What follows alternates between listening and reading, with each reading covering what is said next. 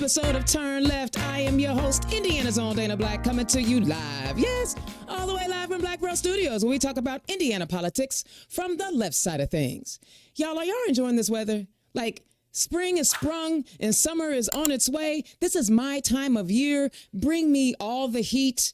For you winter folks that like the cold, or the fall folks that like the cool temperatures in the 40s and the 50s, sorry for you. It's our time. This my time. I love the heat. But it's been a busy week, so let me get right to my rant because I have amazing guests. The IBJ reports for years, marijuana advocates in the Indiana State House have filed bills and pushed for hearings on legislation that would allow the drugs used for medical purposes or open the doors to recreational use and decriminalization of cannabis. Their pleas fell on deaf ears for the most part, and marijuana-related bills generally suffer the same fate every time, dying in a legislative committee even as nearby states legalize the drug. Senator Rodney Pohl, but with the federal government's recent announcement that it intends to reclassify marijuana as a less dangerous drug with potential medical benefits, some advocates wonder if that could be the game changer that opens the floodgates for legalization in the state's 2025 legislative sessions. Some legislators think so. I think it starts the conversation in a completely different place, said Senator Rodney Pohl of Chesterton, Democrat, who has filed bills for 3 straight years that advocated for some form of legalization amid opposition from Republican leaders of the GOP-dominated legislature.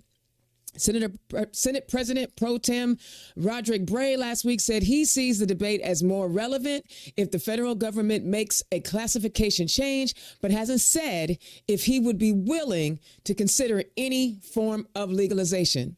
Y'all, that's the guy, Senator Pro Tem. He's the guy that assigns bills to committees.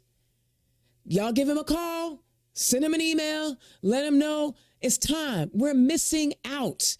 Everybody in the state of Indiana is less than 2 hours away from going to get legal cannabis. Even if you live in the center of the state, you can go to Illinois, you can go to Ohio, you can go to Michigan, you can go to Kentucky. You can get what you want. But we in Indiana, we're missing out on that revenue. Look, everybody ain't got to be a weed smoker. I'm not. It's not. If you're not a weed smoker, you're not finna turn into one. But that's revenue that we're losing out on. And prohibition doesn't work. Even with drugs that are incredibly harmful to our bodies, we see prohibition doesn't work. Good luck. But I think it's time that we legalize it and decriminalize it and let all the brothers in, my brown and black community who have suffered disproportionately getting locked up for simple possession in the state of Indiana. All right. Fox 59 reports parents left with no public comment period during final Medicaid Advisory Committee meeting before changes take effect. On July 1st, parents across Indiana who rely on the state's attendant care program to care for their severely disabled children will switch over to the Structured Family Care Program, a program many parents say will not reimburse them nearly enough. With roughly a month to go before the changes go fully into effect, the attendant care program was not included as an agenda item during the last FSSA Medicaid Advisory Committee meeting before July 1st. We're not convinced yet that the state's moving forward with the correct direction, Lindsay Hike with Indiana Families United for Care said. Hike represents several Hoosier families who rely on attendant care. She said she's not surprised there was no public comment period during Wednesday's meeting. I'm disappointed there wasn't, especially considering the Medicaid Advisory Committee was founded for that very reason. Although parents couldn't share their 2 cents, lawmakers certainly did. State Senator Shelley Yoder said several constituents she's spoken with feel overwhelmed by the amount of questions they have regarding the switchover. They don't know how to lean into these questions or whether they can trust the answers that they're going to be given, Senator Yoder said. We were told to send a list of questions and that his availability changes every single week. Guys, if you remember last week, I had Representative Pat Boy on, and she broke down the fact that we have over $3 billion available to us in our surplus that is not earmarked for anything. We also know that FSSA is $1 billion short. For some reason, the people who are in charge of the purse strings don't feel it necessary to release some of those funds to give these families the support that they need. Right? These families are suffering. They will be suffering financially as they attempt to care for their severely special needs kids. Now, you can't sit up here and tell me you are all about life and you care about families and you don't want to provide for families who are doing the best they can to care for their severely disabled children. They are talking out of both sides of their neck. But wait, there's more. The Indiana Capital Chronicle reports the Hoosier Lottery projects it'll send more than $368 million in surplus revenue to the state of Indiana, an increase from last year, according to presentations given at a Wednesday meeting. That's 10% or $32 million more than the lottery originally budgeted to deliver. The fiscal year 2024 was another outstanding year in performance and operations. It showed us that we remain healthy and that the Hoosier Lottery continues to be well positioned for success, said Donald Reddick, who spoke on behalf of the lottery's contract operations, IGT Indiana. The company handles product development, marketing, and sales and distribution services. The lottery expects to have earned an eye-popping $1.7 billion in revenue by July, which marks the end of its fiscal year. It'll have paid out $1.1 billion in prize expenses by then, according to the preliminary and unaudited data. And because the lottery surpassed its financial goals, it's expected to pay IGT Indiana an incentive payment of $20 million. If it had come up short, the performance-based contract would have required the operator to hand over a shortfall payment. Guys, the state of Indiana is getting revenue. Now, mind you, we're not getting revenue from cannabis, and we are comfortable with losing out on that revenue. But we have a surplus of $3 billion, and there are families in need, and they're about to get another over $360 million from the lottery. I'm not really sure how much money the state of Indiana actually needs to keep its AAA rating, but what good is a AAA rating if children are suffering and families are suffering? As I always say, what good is a AAA rating and you on your house and you have a hole in the roof? And we have a hole in the roof in the fact that we are not taking care of the families that need to be taken care of. Y'all, we have an opportunity to change this. We have an opportunity to elect leaders who put families first, not just talk about it, right? Not just talk about restricting women's access to reproductive health care so they can have more babies, but actually take care of the families once the babies are here. We need leaders like that because the ones in the State House right now don't seem to get it. They don't seem to understand that families need assistance when they are caring for special needs children. Guys, get involved, time, talent, or treasure, and make sure that you find a candidate that speaks to your value system so that you can get plugged in and help them in any way they need. It ain't going to be easy. No, not when we have a turnout of 12%. It ain't going to be easy. But if you guys make a commitment to get involved, we can make a change in Indiana. It can happen. And it starts with turnout. So find a candidate. Let's get out here and do what we got to do. All right. That's my rant for today. Let's hear from my sponsor, Bohm's Unique Boutique. Today's show is brought to you by Bohm's Unique Boutique. Click on the QR code. And for all Turn Left listeners, you can get a 10% discount on your order by using the code DEMOCRAT. Be sure to visit www.bohmsuniqueboutique.com.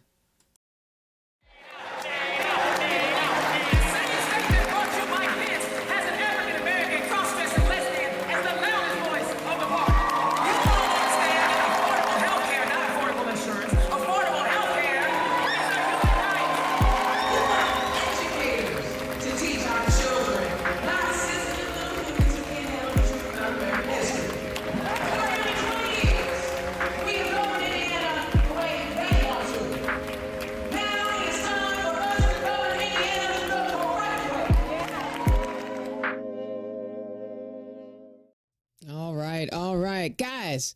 Yes, 2 weeks in a row, 2 women running for the State House. 1 incumbent, 1 challenger. This is how y'all know I am like stuck in the State House. First up, I have, she just finished her rookie season in the State House. And if you ever get a chance to sit back and listen to her make arguments and make points about what's best for Hoosier families, man, you will be given an ultimate treat. I have watched her for the last 2 years just eat them up and spit them out the best way she can. Y'all give it up. Running for re-election, Dr. Victoria Garcia Wilburn for House District 32. Dr. Dub, welcome to the show. Thanks for having me back, my friend. How are you? I'm fantastic. And the challenger. Oh, we love challengers. We love those that are not afraid to take on incumbents. Y'all give it up for the first time on Turn Left, Tiffany Stoner, candidate for State House District 25. Tiffany, welcome to the show. Thank you so much. I'm honored that you asked me to be here. I love it. Guys, I had a lot to say in my rant. Was there anything in there that y'all wanted to comment on? I'm going to let the incumbent speak first. Thank you, friend. I thought your opening rant touched a lot of things that, could really center our state into a more prosperous economic future. And when I think about, let's just talk about the lottery, for instance, and thank you for making it very clear that with that revenue, we could specifically designate some of that money to help fund our Medicaid. Our state Medicaid is funded 70% by the federal government. We don't reinvest back into our loved ones. We don't reinvest back into Hoosiers. And when people think about Medicaid, I sometimes, it really gets me emotional because they want to talk about Medicaid as it's only the low economic people who don't want to try, just all this very, very stigmatized view of what Medicaid is. But you touched on a program. I saw these families day in and day out every day during session. When their program was cut arbitrarily, they were infuriated. And they were seeking help for those that they elected to be their voice. And I was so proud of the way our caucus responded to our families in need, to the most vulnerably medically complex children in our state. We cannot fail them. In fact, our lieutenant governor said, we cannot fail them. And those cries fell on deaf ears. And I just really want people to think critically this election season. Will you continue to vote for a party just for the sake of a party? Or will you really understand what candidates are fighting for? They are fighting on your behalf. Who's taking your meetings? Who isn't? Who's offering solutions? Who isn't? Who's suggesting that the billions and billions of dollars we continue to have in surplus be used for something very noble? And who isn't? So that's my call to my constituents this year is let's back the candidates with solutions. I love it. I love it. Tiffany, did you have anything that you wanted to comment on? Other than I personally know a family that is deeply affected by this. They have one member of the family, the father actually, who stays home with their severely disabled child. And when this came about, not only did it come as a shock, but they really had to regroup and think about what options do they have? They have a young adult son, and this is going to affect them significantly.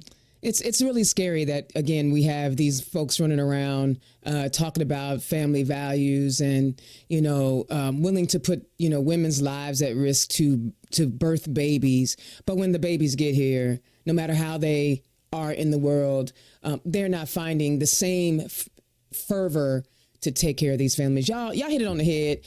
I love it. I love it. All right, let's get this party started. I'm going to start with our challenger, Doc, if you don't mind.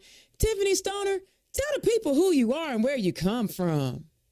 Oh, I love that. Thank you so much. So I guess I'll just start by saying I'm running in District 5 with 25 that starts up in Lebanon, mainly the rural district of Lebanon, and goes through all of Whitestown, about 96% of Zionsville, down to half of Brownsburg, and a little tip in Claremont. So it's not only a socioeconomically diverse district, it's a demographically diverse district. And we're gonna make our way through the entire district. I have lived in Zionsville with my family for the past 25 years. So it's kind of interesting that I'm running in District 25. All four of my kids have matriculated through the public school system. I'm not quite an empty nester yet, but I am getting very close and have a year left. So this is perfect timing for me to really give back to the state and the community and try to represent the people of this district the best that I can. I am also a small business owner. I have been in business with my brother actually for the last 23 years. And I am a military spouse. I met my husband at Ball State when he was in the ROTC program and had recently returned back from basic training. The military has been the single most common thread throughout our marriage. I've seen him go through Ranger School, flight. We moved for flight school. I've seen him get deployed and come back. I've been through kind of every school. And so I will say, while he does serve, very much, I'm a believer that the family serves as well. Absolutely. Absolutely. So I mean, I know you said that, you wanted to give back, you're getting close to being an empty nester, but was there anything in your youth or as a young mom where, you said, I want to be in public service, I want to run for office someday? Well, that's interesting. I don't think there was. I've always been a very passionate and active volunteer and community member. So it probably didn't take anybody surprise, and it didn't take any of my family members as a surprise. What I think really made me want to run, though, is when I learned that more people are moving out of Indiana than in. Kind of made me really nervous because as a mom of 4 kids, I selfishly want my kids to come back and live here. Yeah. We don't have oceans, we don't have mountains, but we have great people in Indiana. And I think as a young woman, I might think twice about coming back to live in Indiana. So I think selfishly, I want my kids to come back and live here. And that was one of the really precipitating factors for me getting into this. I'm glad you brought that up because, the brain drain is real. And when we have, quality institutions like IU, Purdue, Rose-Hulman, Notre Dame, and we're educating people, to do amazing things. And they're like, yeah, I ain't staying. And we're also starting to see where our universities are having a hard time attracting talent as well. And I know when I get to Dr. Wilburn, she's going to talk about that. Dr. Wilburn, tell the people who you are and where you come from. Sure. The current incumbent, which is kind of a phenomenal thing to say about a Democrat in Hamilton County. Yes. So we're going to go ahead and claim that right off the bat. I serve on Judiciary, Employment, Labor and Pension, and Family and Children. Have just really had a wonderful first term and have proven that we still have a lot more work to do. I've been so proud of what I've been able to accomplish in my first term. And the things that are enduring about me that don't change is, I'm a wife to Christopher, who's a retired IMPD officer. And most of my first session was really dedicated to him and bringing attention to maintaining a mental health and wellness state while you serve as a public safety official. And so that was just a phenomenal bill, unanimously passed at every level. I could not be more proud of the healing work that we're starting to do. And Indiana is really leading those efforts. It joins one of 7 states now mandating mental health and suicide prevention training for police, fire, and EMS. Love it. I'm a mom to 3 kids, just like Tiffany. In fact, Tiffany and I have been friends for quite a long time. We have daughters that were in competitive gymnastics together. So there's something to be said about gymnastics moms. We really know how to encourage, inspire, and also are hard-nosed for discipline. So I'm just looking forward to reclaiming my seat, Dana. I really am. I believe that I'm the best representative for this district. I have shown that I can work across the aisle. And more importantly, I have shown that Democrats really do good work. Yes.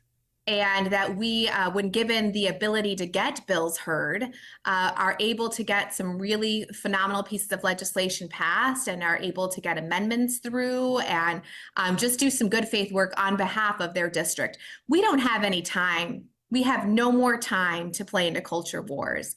And so this coming next session, I've got a lot of things that we need to focus on. People are already coming to me with their requests. And that is my plea to you, is meet with your legislators, hold your legislators accountable, and make sure that your legislator is responsive to your needs. So we were just talking just a moment ago, Tiffany and I were about the brain drain. I know that you are also a professor, and there was that bill that came through. There was a couple of higher ed bills last session that just made me want to pull my hair out, which is why I keep it short now. Talk about how difficult it is when our state legislators continue to write bills and hear bills that limit the pool of talent that we could get from across the country when it comes to bringing those folks to our universities, both as the professors and students. Yeah, Dana, thanks for bringing that bill up. Senate Bill 2 felt very personal to me. As somebody who was going through the promotion and tenure process last year, and then having my dossier stop at each level while this bill is being heard, the unimaginable, right? I've dedicated my life to my research and my students. Since and I'm not claiming that I'm the sole responsibility for this, but since my arrival to my department, our program has increased 20 spots on Wow. U.S. rankings and news. Yes, we were in the 40s. Claim Now it. You did it. Come on, sis, claim it. we're the #1 occupational therapy program in the state at Indiana University. And in order to attract nationally ranked faculty, you have to trust the people that you're putting in the institution. Now, we are held accountable by not only tenure, but we're also held accountable every year and every class through our course evaluations, where students get to tell us about how they feel about our instruction, about our delivery, about perhaps any bias they think we may have had, how well our content was presented, et cetera, et cetera, et cetera. So unfortunately, Senator Deary from up there in Lafayette was creating problems that don't exist. Right. What a waste of taxpayer time. What a waste of taxpayer time. I don't understand the genesis of that bill, other than this is another attack on public instruction, and this time in the higher education sector. I love it. I love it. Man, you are so concise. See, this is what you get when you listen to the General Assembly sessions with our amazing, amazing candidates. Now, check this out.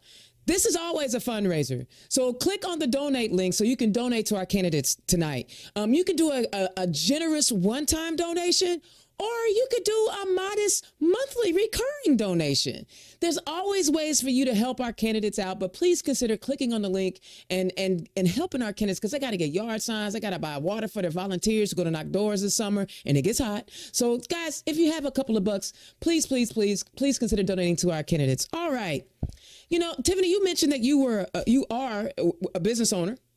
And one of the things that we're starting to see in the State House, and I know Dr. Dub will be able to co-sign this, a lot of times we're seeing, instead of us doing things to change the quality of life and how people will see Indiana, we have a tendency to lower the barrier of entry to a specific field to, I'm not going to say it cheapens or lessens it, but if the standard was 80 and then you lower the standard to 60 because people aren't coming here, are we really getting the best and brightest? When you were seeking out employees, or if you were seeking out employees, how did you attract them? Did you attract them by lowering the barrier of entry, or did you try to recruit the most talented people you possibly could?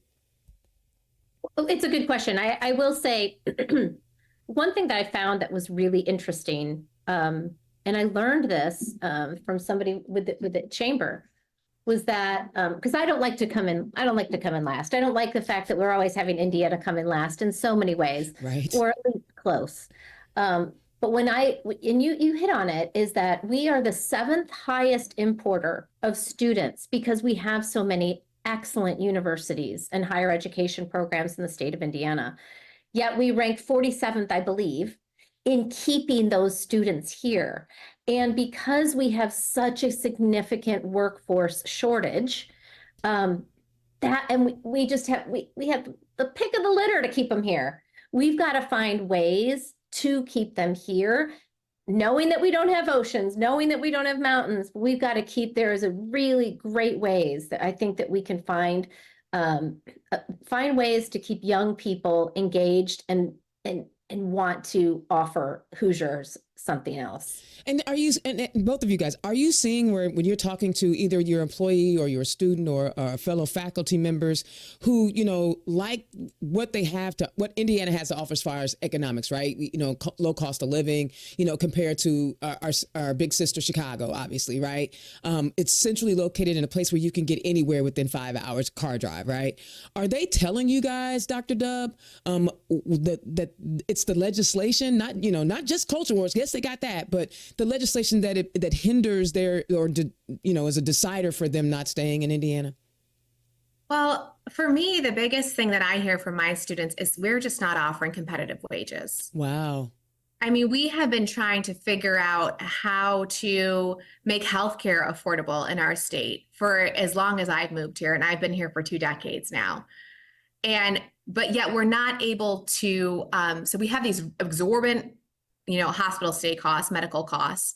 And you would think the correlating thing is that, well, we must be paying our healthcare providers very well then. It's not the case. That is not the case. And so Indiana has been used as an experiment in order to see how high we can get those healthcare costs so that we can continue to run our healthcare institutions like a business. And when you take the heart and soul out of somebody, you cannot provide compassionate care. And you're seeing that. These medically complex children, women's rights, elder care. We are not caring for humans. We're caring for industries. And that's a sad state when you don't care for humans. But Tiffany, how do we, I mean, you mentioned that we can find solutions, but how do you talk to, and maybe this is a question for Doc, but, you know, how do we talk to these folks who are in the supermajority about the needs of the people? Maybe Dr. Dub, maybe that's a question, you know, you're in there and you've had to, like, I'm certain you had to bite your tongue a time or two, especially when you pass some folks in the hallway. How do you make the pleas? Because sometimes that's what it is. We damn near got to beg these fools to care for people. Well, numbers don't lie. And as a researcher, you know, I am confident in the data that my studies produce. And so when I'm trying to plead with my friends across the aisle, I show them the numbers. And Tiffany already mentioned a statistic regarding education, you know, 47th in the nation. We can name any sector: access to healthcare, mental health providers, public education rankings, et cetera, et cetera, et cetera. And these numbers don't lie. We all cannot be delusional. No. I mean, but Tiffany, have we lost the ability to see numbers now? I mean, do the people we have elected to office, are they incapable? No, and I do think it's important. It's important to do your research. I think it's important to do your research, talk to your constituents, and just be a good broker of democracy, honestly. I think that one of the things we're talking a lot about this cycle is just having some effective legislation back, having some checks and balances, because we've been without it for a long time. And I think if we can get there, and if we can have that, if we can get out of a super minority, we will have the opportunity to have better discussions. I have been meeting with several physicians because, like Dr. Wilburn said, this is a problem at every single sector, a workforce problem. It's in the healthcare sector with some of our most educated doctors. It is with people who are laying floors. It's happening within every sector that I've talked to. But interestingly enough, I had dinner with a doctor last night, and she happens to be an OBGYN at IU Medical Center. And there is a problem with just recruiting. So yes, I do think there are options, but unfortunately it comes down to, honestly, sometimes where our state stands with certain legal issues. And that is so important. That is an important point to make.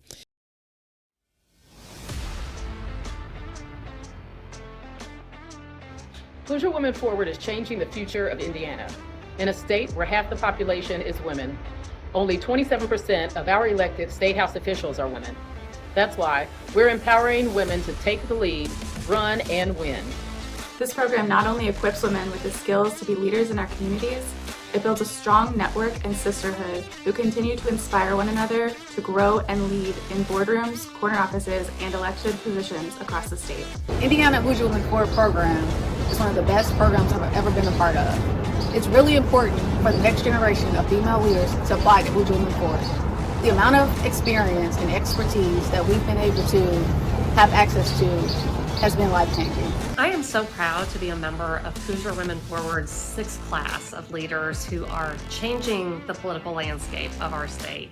What this organization means to me is that I have a lifetime network of hardworking, determined, fierce women in Hoosier Democratic politics that will always have my back. Being a part of Hoosier Women Forward has been amazing for the last several years. As a former candidate for the Indiana State House, the policy knowledge, the personal connections, and really just the sisterhood of women in Democratic politics has meant so much to me. I really have enjoyed the Hoosier Women Forward program for a lot of different reasons. But the biggest reason for me was really that personal woman empowerment. Something that I've really liked about being a part of this class and being a part of the Hoosier Women Forward network and group is that, one, I get to be surrounded by passionate women who are committed to making our state a better state for everyone. I would encourage any woman, any Hoosier woman, to apply for Hoosier Women Forward because you're going to be inspired and you're going to have a group of sisters to always encourage you and help you along the way.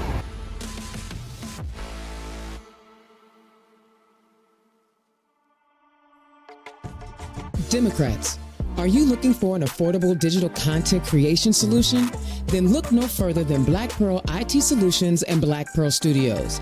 Indiana's own Dana Black is providing many of the communication wraparound services any Democratic organization needs. No matter the size of the budget, Indiana's own and Black Pearl Studios have you covered. Just scan the QR code or visit www.blackpearl-its.com. Indiana's own Dana Black, turn left. I am talking to Dr. Victoria Garcia Wilburn, the current incumbent in House District 32, and our challenger, Tiffany Stoner, candidate for Indiana House District 25. All right, Tiffany, you win the election, because I'm claiming it. And, you know, org day, you got to start getting bills together. Tell me your top 3 bills that you are going to introduce when you get elected. Because it's got to happen. There's 3 issues that when you're knocking on doors, you're talking to people about. So talk about those issues. Okay, let me talk about the first one. All right. Because this almost makes me a little bit nervous because I hate putting the cart before the horse, and I've got to find some wood to knock on. But I think ballot measures is so important to me. If we could actually let the electorate vote on issues, I think we'd be in a different place. If we could let the electorate vote on perhaps women's health and abortion, I think we would have been in a different place. We've seen that across other states where red states too. So ballot measures probably is the number one issue to me. I will say the other thing at the doors I have heard is property taxes. And so there was a bill that was presented by J.D. Ford not too long ago that didn't really get any traction, but having a cap for property taxes on 65 years and older that are at a fixed income, I think would be really interesting to research and understand better, especially how it would affect our public school systems. But that's something that I've talked to a lot of elderly about. And I think that in my particular area, they are getting priced out of their homes. Zionsville happens to be a very high property value. Our properties have increased in value so much that they're getting priced out of that. So I would say that would be a second for me. I love it. Okay, Doc, I'm going to ask yours just a little bit different because you've already been there. Tell us a piece of legislation that you are most proud of and something that you were incredibly disappointed in that you couldn't get heard. The one that I couldn't get heard, let's start there because I like to end on a high note. currently Indiana has a lifeline law, and that is for minors who are intoxicated to the point that they need medical attention. This is top of mind for me because I have, a child heading off to college, and we all remember what those days were like. And in fact, when you're a young adult, your brain actually isn't fully developed. I just want to remind people of that. And so, we hold these young adults accountable, and their brains are still developing. But neither here nor there. This was really out of a story out of my constituency, Rachel's first week. And Rachel, unfortunately, was intoxicated, and her friends were terrified to call for help because they thought we were all going to get in trouble. We're drinking underage. I'm glad to see a dip in overdose rates, but there is more work to be done. And so I proposed last session that we extend the lifeline law to include first level offense of overdose. And I worked very hard with Superintendent Doug Carter, prosecuting attorneys council, et cetera, to get this just right and palatable to be heard. And so it would have kept the dealer laws very stringent. It would have allowed diversion for those that were there during the suspected overdose. And it would have allowed the person who overdosed to find a pathway towards recovery, which is really what's important. And it was a short session. As you know, I had to pick one. The chairwoman asked me to pick one of the two bills, and I chose the fentanyl test strip bill to get heard, which, in my opinion, had a great run. Goodness gracious me, if Florida can get fentanyl test strips to be decriminalized, I'm really shocked that Indiana is only one of 7 states left to not decriminalize test strips. Passed nearly unanimously through the House and had so much grassroots support by Hoosier Action. It just did not get a hearing in the Senate. And it didn't get a hearing in the Senate because of stigma. And so I'm going to be working just as hard this summer to convince my friends in the Senate that this deserves a hearing. I was very proud of the Republicans that came forward to help me champion that bill in the Senate. That was not lost on me, but we just didn't get it right this time around. And I'm hopeful that they'll allow me a second opportunity. Obviously, Dana, I already spoke about the bill that I'm so proud about. In this next session, I'm going to be working towards finding sustainable long-term funding for the mental health and suicide prevention training for law enforcement. I mean, to really understand the Cinderella story of that bill now after this last session, I mean, that was a fairy tale. That really was a fairy tale as a first term, wet behind the ears legislator getting this bill heard and championed by some of the greats. I mean, Senator Kreider helped me with this bill, could not do it without Senator Cordora. Also, just real champions, real legends in the State House came behind me and helped see this thing through the finish line. And next session, I want to be really working hard with Ways and Means to make sure that we have long-term funding. We have right now about $2 million dedicated to rolling that out. We rolled out completely in 25, but I promised my brothers and sisters in fire, police, and EMS that we would work very diligently to find sustainable funding for this so that no officer, no EMS, no firefighter, no matter how big or small your agency is, can get the help that they need. One of the interesting things about the two of you, Dr. Dub, you're in Hamilton County, and Tiffany, you're over in Boone County. These are two of the more affluent counties in our state, and we recognize that. And, tip of the hat, the folks up there make money. They work in Indianapolis, but they make their money and they go home. Okay, I'm just saying, get that Marion County love. But the needs in Boone and Hamilton County are drastically different than what you may see in Lake County, Allen County, Vanderburgh County. But when you're a state legislator, it's your responsibility to look out for all of the state. How are you both able to, recognize that you are in great positions being in Hamilton and Boone County, not necessarily electorally, because, it's tough. But I mean, from a financial perspective versus, and how do you keep yourself grounded in seeing the needs of others? Tiffany? Yeah, I think that's an important point. And I know that even my team this morning was saying, I am from Zionsville, and I am going to have to kind of answer to that along the way of the campaign, because not everybody is of the same ilk and kinds. So I think the biggest thing, what I'm doing, is that I am spending time going to absolutely every town in my district and talking to people and sitting down with people. Every week, I do office hours at either a library or a local business in Claremont, Brownsburg, Lebanon, Whitestown, and Zionsville. So I rotate on a weekly basis. And I am making sure that gets out there. And even if one person shows up, if two people show up, I'm really having quality, important conversations. And I'm hearing about things that I wouldn't necessarily have privy to. So it's, I think the more that you can make yourself available and the more that you're willing to not just listen, but listen intently and make some threads of commonality and understand really what the issues are. Just like Victoria and I say, you know, what are we talking about around the kitchen table? Those are the kinds of things that are important to people. Dr. Dub? You know, Dana, we're really not all that different, suburban, urban, and rural.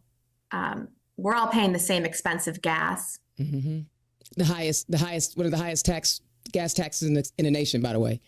Mm-hmm. We're all breathing the same dirty air. Mm. And we all are being paid less than we should. Mm.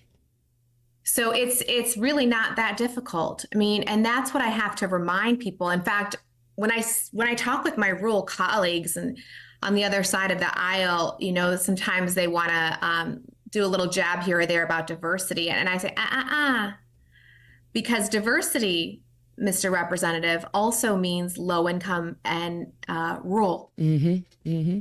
So if you're not for diversity and inclusion, you're not for your constituents. And so I will tell you that the endorsement that I was most proud of this primary was my Indiana Farm Bureau's endorsement. Yes. Come on. I really was, because Indiana is still an agriculture state. Mm-hmm. And if we're not taking care of our farmers, if we're not making sure that the people that help harvest their crops are in safe housing, being paid a good wage, and working with their farmers to produce profit, which is the backbone of America still, what are we doing? Mm-hmm. And so, you know, I will say that was just a tip of the hat to me to say, you understand the issues of our state. And so I'm just really believing that I will earn this seat again from voters. I have done the hard work. I will continue to do the hard work. I will continue to show up. And one of my volunteers said the most incredible thing that I think has ever been said about me is that I treat my constituents like my family. Love it. Love it. And I'm a mama that's going to go to bat for my kids. I love it. So you brought up something. You brought up something I wasn't going to touch on, but I kind of got it now. You know, every gubernatorial candidate that was running to be our next governor said that I'm going to eliminate DEI. And, you know, it's already evident that they're not, you know, that the representatives and senators who are from rural areas haven't been putting enough attention on the needs of their rural communities, i.e. getting rid of wetlands, i.e. not having health care, a whole bunch of things. But the idea that, what is it with those guys, man? What is it with them that they don't like diversity, equity, and inclusion? Because diversity is also diversity of geography, diversity of economic backgrounds, diversity. I mean, what is with this? What is it with these guys? What are they? Can I just be frank? What are they scared of?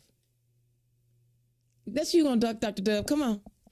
You know, you're a woman of color. I know you know. Well, here's the issue.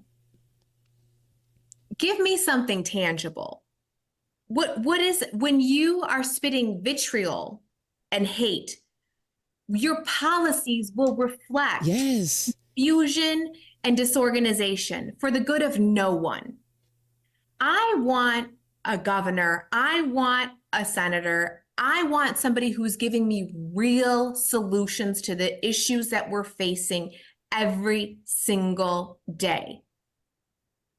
When you tell me these slogans and these taglines of border and DEI and all of this vitriol, that tells me that you are actually unaware of what you will do. Mm-hmm, mm-hmm. And you know what, Tiffany, one of the things about affirmative action, which got voted down by the Supreme Court, were white women were benefiting from affirmative action. But if our state house and the leaders in our state are like, we don't want any diversity, what does it say for women in general? Tiff? Well, I think that I come from a place where I think that if there were more women who were at the table and were making decisions, we'd be in a different place. I think we come at issues differently. I think we come at issues more holistically.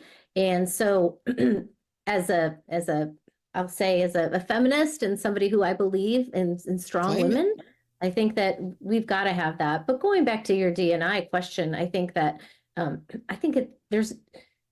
would much rather be in a room with diverse thought and diverse people, because I love being around people that challenge my thinking and that challenge where I have just where I have come from to make me think differently.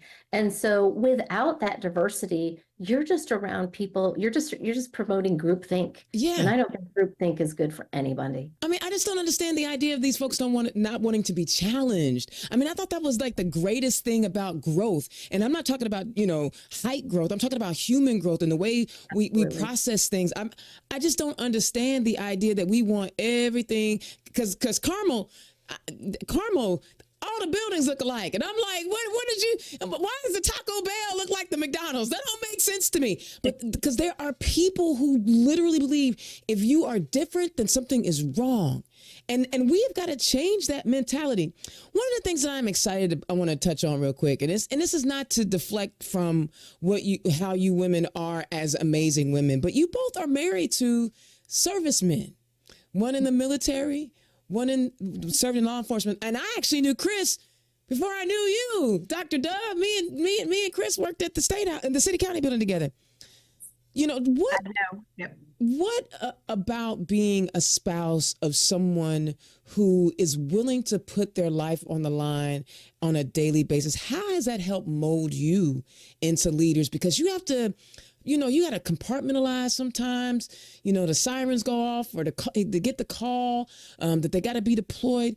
What does that do for you as an individual? And how have you grown being the spouse of someone who serves like that? Tiffany? It's interesting because I feel like you just do what you need to do. And because it has been such an integral part of my life, I'm not sure I've ever made those distinctions, but they are very, very real. When my husband was mobilizing for his deployment to Iraq, we had a going away party. And he knows me well, very type A. And he said to everybody in the room, he said, this woman will drown before she asks for help. Wow. And unless he would have said that, I probably would have, but I took it as a challenge. And I'm like, oh, heck no. And then but it opened my eyes, because what it meant was that I needed, in the times when you are sometimes the most vulnerable and when you need the most help, that is when your community steps up. And mine did in so many ways. And I've always wanted to try to kind of give that back. But I think that, having a husband that has been deployed and has been gone. The one thing that we did during that deployment, because it was during the surge in Iraq, and so you were hearing about Blackhawks being down all the time, right? In fact, we had a movie called Black Hawk Down. Yep. So in the news, it would cycle. And so during that time, we, it was 2007, right? So the technology was a little bit different. And so we created a blog. And it was kind of a he said, she said blog. And so when big headlines came out like that, as Tim being the commander, he would not want to get continuously inundated by parents and loved ones. So we just created a blog that said, hey, we're all okay. We're all going to be fine.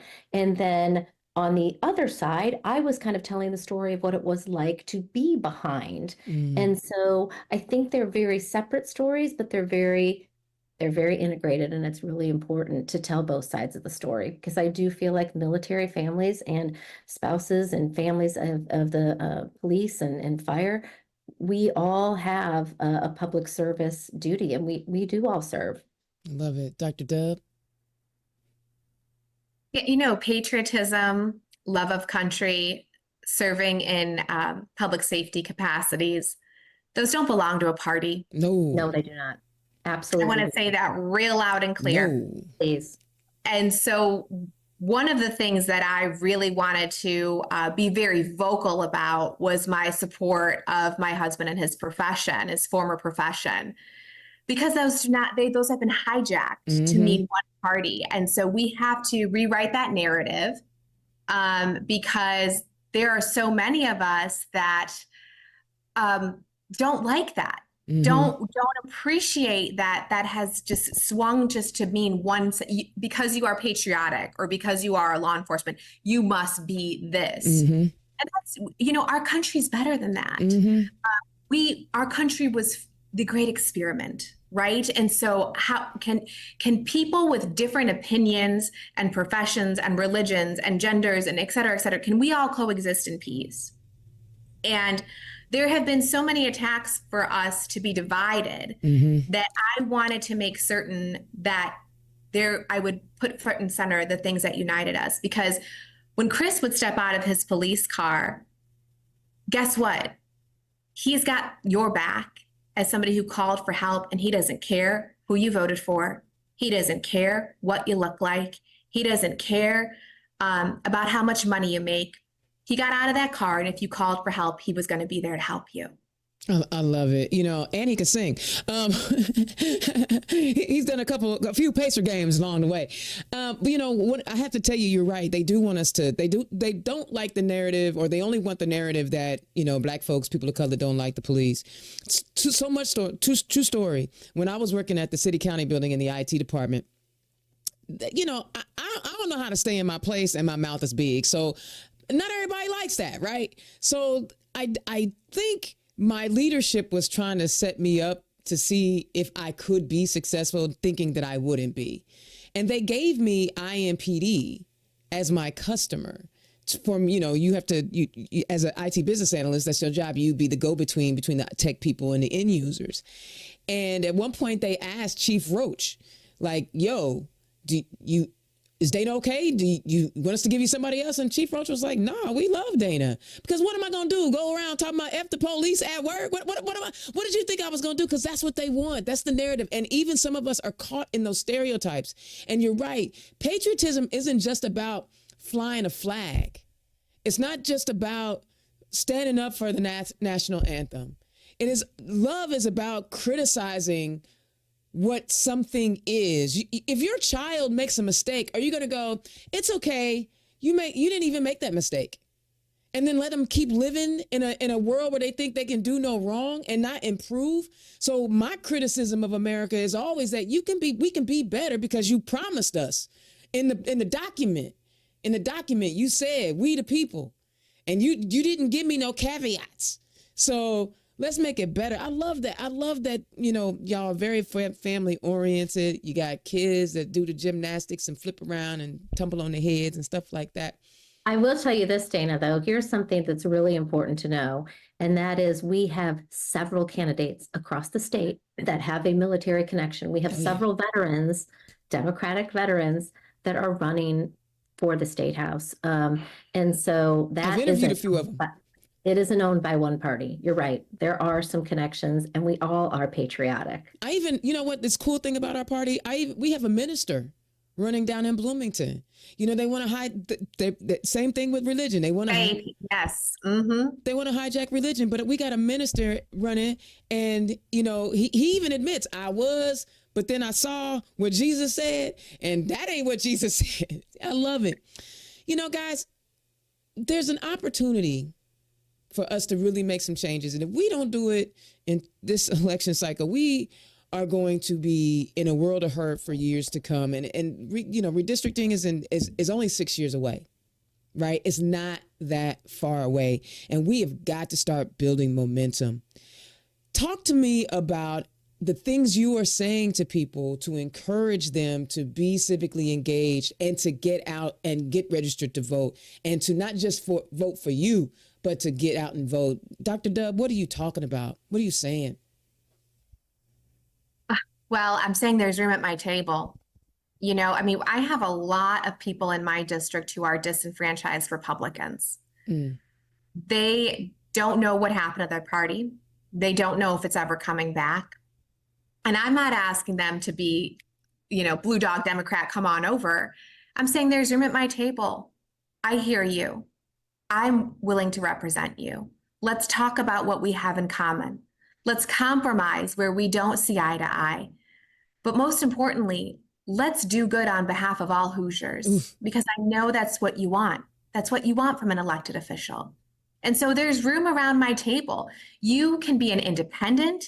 You can choose to say, I'm going to reevaluate if she's going to earn my vote in another 2 years, but I'm going to trust her this year. I'm not asking for lifelong loyalty. I'm saying let's partner together right here, right now, because our democracy is hanging on by a thread. And I have sacrificed so much of my personal life because I believe in this moment. So let's do what communities do best and come together and focus on the positive change that we need to make, and be vocal about the things that we can't yet change because we're in a super minority. But we have to break the majority. We have to. Yes. We have to. And I'm going to keep doing that and keep representing my district well. But I think people just want to know that they can belong somewhere, that I'm not going to ask them to provide a blood sample and sign on a dotted line, that I want them to trust me in this moment, and then we'll continue to evaluate. And so there's a place on my team for you. I love it. Tiffany?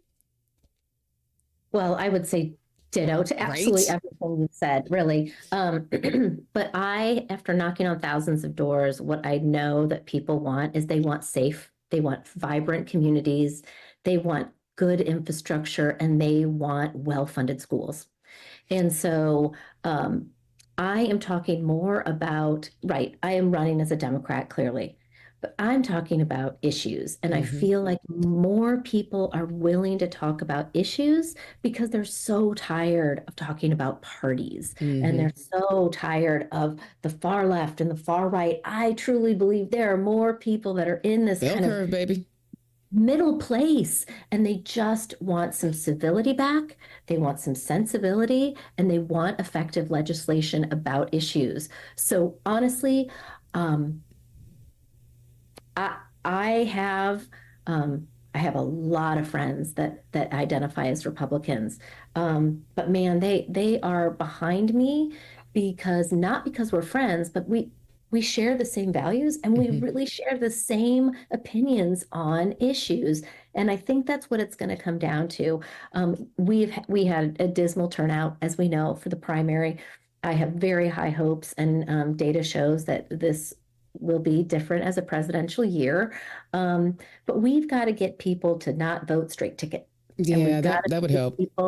And we've got to get people to actually select the candidates that they want for each one. Hey, heck, even if I'm not your checkbox, check the box.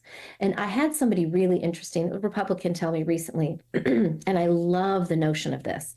He said, every time I go to vote, I have a series of check boxes in my head, and I look, and he said, I visually look in my brain and say, okay, does this candidate fill? What check boxes do they fill? And he said, and you don't check all my boxes. He said, but you check more boxes than your opponent does. Wow. And he said, that's why I'm going to vote for you.